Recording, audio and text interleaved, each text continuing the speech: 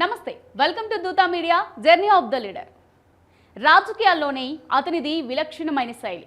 రాజకీయ వ్యూహాలు రచించడంలో ఆయనే దిట్ట. బలమైన కాపు సామాజిక వర్గానికి చెందిన అతను అంగబలంతో పాటు అర్ధబలం కూడా పుష్కలంగా ఉన్న నేత.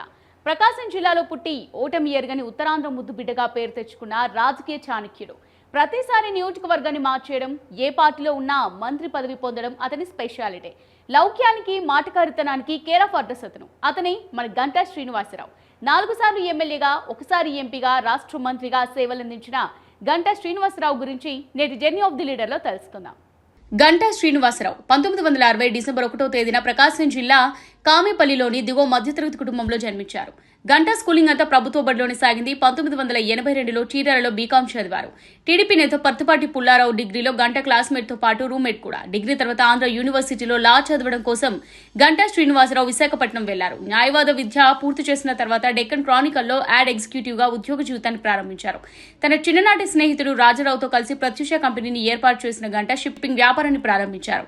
దాన్ని 1000 కోట్ల టర్నోవర్ ఉన్న కంపెనీగా తీర్చిదిద్దారు. అలా వ్యాపారంలో తొలి సక్సెస్ అందుకున్నారు. గంటా వ్యక్తిగత జీవితం విషయానికి వస్తే తన లైఫ్ పార్ట్నర్ శారదను వివాహం చేసుకున్నారు. గంటా దంపతులకు ఒక అబ్బాయి, ఒక అమ్మాయి. టీడీపీకి చెందిన మాజీ మంత్రి నారాయణతో గంటా శ్రీనివాసరావు ఫ్యామిలీకి బంధుత్వం ఉంది.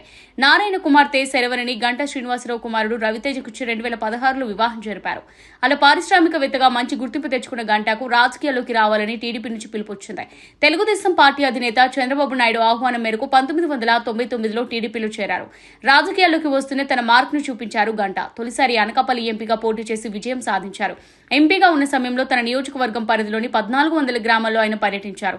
2004లో జరిగిన సార్వత్రిక ఎన్నికల్లో చోడవరం నుంచి ఎమ్మెల్యేగా గెలుపొందారు. అయితే అప్పుడు వైఎస్ఆర్ ప్రభావంతో కాంగ్రెస్ పార్టీ అధికారంలోకి వచ్చింది. దీంతో 2009 ఎన్నికలకు ముందు మెగాస్టార్ చిరంజీవి ఏర్పాటు చేసిన ప్రజారాజ్యం పార్టీలో చేరారు గంటా శ్రీనివాసరావు. 2009లో జరిగిన ఎన్నికల్లో అనకాపల్లి నుంచి ఎమ్మెల్యేగా పోటీ చేసి విజయం సాధించారు. అనంతరం చిరంజీవి ప్రజారాజ్యం పార్టీని కాంగ్రెస్ లో విలీనం చేయడంతో ఆయన వెంట కాంగ్రెస్ లో చేరిన గంటాకు మంత్రి పదవి వరించింది.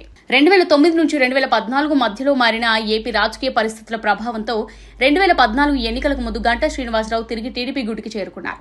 2014 ఎన్నికల్లో భీమిలి నుంచి టీడీపీ ఎమ్మెల్యే అభ్యర్థిగా పోటీ చేశారు గంటా. ఏకంగా 37,000 మెజారిటీతో వైఎస్ఆర్సీపీ అభ్యర్థి కారి సీతారాంపై విజయం సాధించారు. అనంతరం చంద్రబాబు నాయుడు కేబినెట్ లో మానవ వనరుల అభివృద్ధి శాఖ, విద్యాశాఖ మంత్రిగా బాధ్యతలు చేపట్టారు. అలా 5 ఏళ్ల పాటు మంత్రిగా ప్రజలకు సేవలందించారు. ఇదే సమయంలో కడప జిల్లా టీడీపీ ఇన్ఛార్జిగాను బాధ్యతలు నిర్వర్తించారు. 2019లో జరిగిన ఎన్నికల్లో విశాఖపట్నం ఉత్తర నియోజకవర్గం నుంచి బరిలో దిగారు. జగన్ గాలి బలంగా వీచినప్పటికీ వైఎస్ఆర్సీపీ అభ్యర్థి కేకే రాజుపై 1944 ఓట్లతో విజయం సాధించారు గంటా.